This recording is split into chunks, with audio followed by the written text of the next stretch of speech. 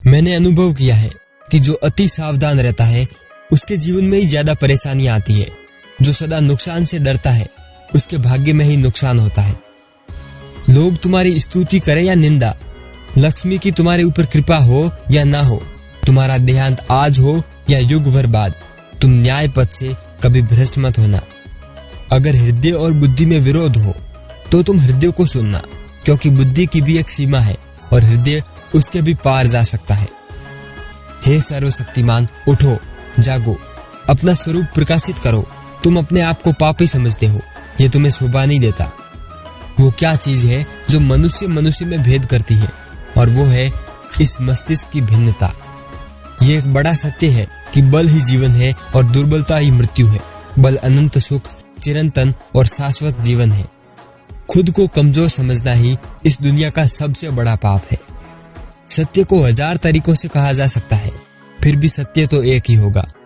जिस समय जिस काम के लिए आप प्रतिज्ञा करो, ठीक उसी समय उसे करना ही चाहिए, नहीं तो लोगों का आप पर से विश्वास उठ जाता है। ब्रह्मांड की सारी शक्तियां पहले से ही हमारी है।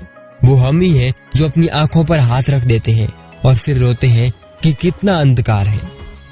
मनुष्य 3 प्रकार के गुणों से निर्मित होता है, पाश्विक, मानवीय और दैवीय। जो तुम्हें दैवीय गुण बढ़ता है वो पुण्य है, और जो तुम्हें पशुता बढ़ती है तो वो पाप है। जो अग्नि हमें गर्मी देती है वो हमें नष्ट भी कर सकती है, और इसमें अग्नि का कोई दोष नहीं है। हम वो हैं जो हमें हमारी सोच ने बनाया है, इसलिए इस बात का ध्यान रखिए कि आप क्या सोचते हैं। शब्द गौण है, विचार हमेशा रहते हैं और वे काफी दूर तक यात्रा करते हैं। किसी की निंदा ना करें। अगर आप मदद के लिए हाथ बढ़ा सकते हैं तो जरूर बढ़ाएं। अगर नहीं बढ़ा सकते तो अपने हाथ जोड़िए और अपने भाइयों को आशीर्वाद दीजिए और उन्हें अपने मार्ग पर जाने दीजिए। दिन में एक बार अपने आप से जरूर बात करें, अन्यथा आप इस दुनिया में सबसे अच्छे व्यक्ति से मिलने से चूक जाओगे। दूसरों के ऊपर निर्भर रहना बुद्धिमानी नहीं है। बुद्धिमान व्यक्ति को अपने ही पैरों पर दृढ़ता पूर्वक खड़ा होकर कार्य करना चाहिए। धीरे धीरे सब कुछ ठीक हो जाएगा। जीवन में जोखिम लेना सीखें। अगर आप जीते तो आप और बढ़ेंगे, अगर आप हारे तो दूसरों को आगे बढ़ने में प्रेरणा बनेंगे। स्वयं में बहुत सी कमियों के बावजूद अगर मैं खुद से प्रेम कर सकता हूँ तो दूसरों में थोड़ी बहुत कमियों की वजह से मैं उनसे घृणा कैसे कर सकता हूँ। हम ईश्वर को नहीं खोज सकते हैं अगर हम उसे अपने हृदय में और प्रत्येक जीवित प्राणी में नहीं देख सकते। एक विचार लो और उस विचार को अपना जीवन बना लो। उसके बारे में सोचो, उसके सपने देखो, उस विचार को जियो। अपने मस्तिष्क, मांसपेशियों, नसों, शरीर के हर एक हिस्से को उस विचार में डूब जाने दो और बाकी सभी विचारों को किनारे रख दो। सफल होने का यही एक तरीका है। एक आदमी तब गरीब नहीं होता जब उसके पास पैसे नहीं है, बल्कि वो तब गरीब होता है जब उसके पास सपने और महत्वाकांक्षा ही नहीं है। हमेशा उच्चतम के लिए देखें, उच्चतम लक्ष्य रखें, तभी आप उच्चतम तक पहुंचेंगे। जो निर्बल और मूर्ख है वो कहता है कि ये भाग्य है, लेकिन जो बलवान है वो खड़ा हो जाता है और कहता है कि मैं अपने भाग्य का निर्माण खुद करूंगा। यदि तुम सचमुच किसी मनुष्य के चरित्र को जांचना चाहते हो तो उसके बड़े कार्य की अपेक्षा उसके साधारण कार्यों की जांच करनी चाहिए। उससे ही उसके वास्तविक चरित्र का पता लगा सकते हैं। प्रत्येक आत्मा अव्यक्त ब्रह्म है। ब्रह्म एवं अंत प्रकृति को वशीभूत करके आत्मा के इस ब्रह्म भाव को व्यक्त करना ही जीवन का परम लक्ष्य है। सबके पास जा जाकर कहो, उठो, जागो और सोओ मत। अभाव और दुख नष्ट करने की शक्ति तुम्हारे अंदर ही है। इस बात पर विश्वास करने से ही वो शक्ति जाग उठेगी। यदि तुम सोचो तुम्हारे अंदर अनंत शक्ति, अपार ज्ञान और अदम्य उत्साह है और उसे तुम जगा सकते हो, तो तुम भी मेरे समान बन जाओगे। हर काम को 3 अवस्थाओं से गुजरना पड़ता है, उपहास, विरोध और फिर स्वीकृति। जो मनुष्य अपने समय से आगे का विचार करता है, लोग हमेशा उसे गलत समझते हैं। जो शिक्षा साधारण व्यक्ति को जीवन संग्राम के लिए समर्थ नहीं बना सकती, वो शिक्षा व्यर्थ है। जिस शिक्षा से मनुष्य अपने पैरों पर खड़ा होता है, वही असली शिक्षा है। शिक्षा का मतलब ये नहीं कि तुम्हारे दिमाग में ऐसी बहुत सी बातें इस तरह ठूंस दी जाए कि तुम आपस में ही लड़ने लगो। मेरे विचार से शिक्षा का सार मन की एकाग्रता प्राप्त करना है, तथ्यों का संकलन नहीं। ज्ञान मनुष्य में ही अंतर्निहित है। कोई भी ज्ञान बाहर से नहीं आता, सब आपके अंदर ही है। दूसरों में बुराई न देखो, बुराई अज्ञान है, बुराई दुर्बलता है। लोगों को ये बताने से क्या फायदा कि वे दुर्बल हैं। आलोचना और खंडन से कोई लाभ नहीं होता। बड़े काम में बहुत समय तक लगातार और असामान्य प्रयत्न करना पड़ता है। तुम इस बात के लिए कृतज्ञ हो कि इस संसार में तुम्हें निर्धन पर दया करने का अवसर मिला। बुरे कर्मों द्वारा हम केवल अपना ही नहीं वरन दूसरों का ही अहित करते हैं, और अच्छे कर्मों द्वारा हम अपना और दूसरों का भी भला करते हैं। कर्म योग के अनुसार फल उत्पन्न किए बिना कोई भी कर्म नष्ट नहीं हो सकता। प्रकृति की कोई भी शक्ति उसे फल उत्पन्न करने से नहीं रोक सकती। अगर मैं कोई बुरा कर्म करूं तो उसका फल मुझे ही भोगना पड़ेगा। इस दुनिया की कोई भी ताकत उसे रोक नहीं सकती। उसी प्रकार यदि मैं कोई अच्छा कर्म करूं तो विश्व की कोई भी ताकत उसके शुभ फल को रोक नहीं सकती। स्वयं के बारे में पहले सोचना सबसे बड़ा पाप है। जो मनुष्य ये सोचता रहता है कि मैं पहले खा लूं, मुझे ही सबसे अधिक धन मिल जाए, मुझे सबसे पहले मुक्ति मिल जाए, निश्चित ही वो मनुष्य स्वार्थी है। निस्वार्थी व्यक्ति तो ये कहता है कि मुझे अपनी चिंता नहीं है, मुझे स्वर्ग जाने की आकांक्षा नहीं है। अगर मेरे नरक जाने से किसी का भला हो सकता है तो मैं उसके लिए भी तैयार हूँ। ये संसार कायरों के लिए नहीं है। पलायन करने की चेष्टा मत करो। सफलता और असफलता की चिंता मत करो। अपना कर्म करते रहो। यदि हमारी वर्तमान अवस्था हमारे ही पूर्व कर्मों का फल है तो ये निश्चित है कि हम जो भी कुछ भविष्य में बनना चाहते हैं वो हमारे वर्तमान कार्य द्वारा निर्धारित किया जा सकता है। हम अपनी वर्तमान अवस्था के जिम्मेदार खुद हैं।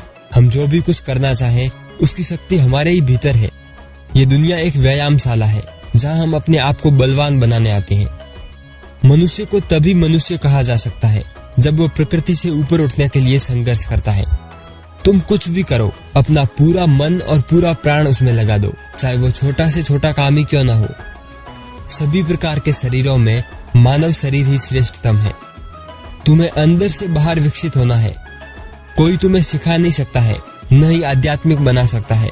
तुम्हारी खुद की आत्मा के सिवाय तुम्हारा और कोई गुरु नहीं है।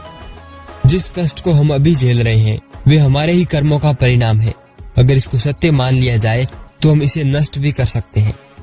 अगर तुम अपने हृदय से नफरत और घृणा का भाव चारों तरफ भेजो तो ये चक्रवृद्धि के साथ तुम पर वापस आ गिरेगा। तुम क्यों रोते हो? तुम्हारे लिए न मृत्यु है, न रोग है, न दुख है, न शोक है। तुम तो सत्य स्वरूप हो।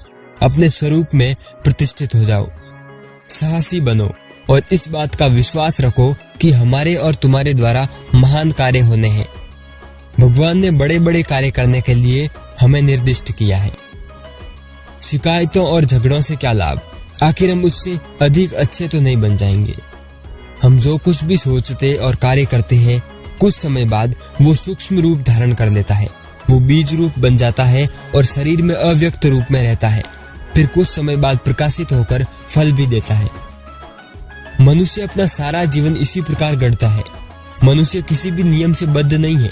वो अपने ही नियम में, अपने ही जाल में अपने आप ही बंधा है। हम क्यों न लक्ष्य की ओर अग्रसर होने का प्रयत्न करें। असफलता से ही हम सीखते हैं। अनंत काल हमारे सामने है, फिर हम हताश क्यों बैठे? दीवार को देखो, क्या वो कभी झूठ बोलती है? लेकिन वो कभी उन्नति ही नहीं करती। दीवार की दीवार ही रहती है। मनुष्य झूठ बोलता है किंतु उसमें देवता बनने की क्षमता है। हमें सदैव कोशिश करते रहना चाहिए। इसकी परवाह मत करो। यदि आप गलत रास्ते पर जा रहे हो तो कुछ न करने से ये अच्छा है। कठिनाई को लगातार अभ्यास से दूर किया जा सकता है। जब तक हम अपने आप को दुर्बल न बनाएं, तब तक हमारे साथ कुछ भी नहीं हो सकता है। सब उत्तरदायित्व अपने कंधे पर ले लो। याद रखो कि तुम स्वयं ही अपने भाग्य के निर्माता हो। सारी शक्ति तुम्हारे ही भीतर है। वो चाहे व्यक्ति हो या राष्ट्र। जिस पल वो आत्मविश्वास खो देता है उसी पल उसकी मृत्यु हो जाती है। अगर आप बार बार असफल भी हो जाओ तो भी इसमें कोई हानि नहीं है। सहस्त्र बार इस आदर्श को अपने हृदय में धारण करो। अगर उसके बाद भी असफल हो जाओ तो एक बार फिर से कोशिश करो। कभी ये मत कहना कि मैं ये नहीं कर सकता। ऐसा कभी नहीं हो सकता, क्योंकि तुम अनंत स्वरूप हो। तुम ही सर्वशक्तिमान हो। कभी ये सोचना कि आत्मा के लिए कुछ भी असंभव है, ऐसा कहना ही नास्तिकता है। उठो, जागो और तब तक मत रुको जब तक कि लक्ष्य ना प्राप्त हो जाए। तुम बलवान बनो, यही तुम्हारे लिए मेरा संदेश है। गीता पाठ करने की अपेक्षा तुम फुटबॉल खेलकर स्वर्ग के अधिक समीप पहुंचोगे। मैंने ये बात अत्यंत साहसपूर्वक होकर कही है। ये कहना आवश्यक है क्योंकि मैं तुमसे प्यार करता हूँ। बलवान शरीर से और मजबूत बाहों से तुम गीता को अधिक समझ सकोगे। साधारण मनुष्य अपने विचार का 90% व्यर्थ कर देता है, इसलिए वो निरंतर भूलें करता है, और एक प्रशिक्षित मन कभी कोई भूल नहीं करता है। उठो मेरे शेरों, इस भ्रम को झटक कर दूर फेंक दो कि तुम एक भेड़ हो। आलसी जीवन जीने से अच्छा मरना उचित है। पराजित होकर जीने की तुलना में युद्ध क्षेत्र में मर जाना ही श्रेयस्कर है। तुम जो कुछ भी सोचोगे वही तुम बन जाओगे। अगर तुम अपने आप को दुर्बल समझोगे तो तुम दुर्बल बन जाओगे, बलवान सोचोगे तो बलवान बन जाओगे। जो कुछ भी भयानक है उसका सामना करो, साहस पूर्वक उसके सामने खड़ा होना पड़ेगा। लोग कहते हैं कि इस पर विश्वास करो या उस पर विश्वास करो। मैं कहता हूँ अपने आप पर विश्वास करो। सारी शक्ति तुम्हारे ही भीतर है।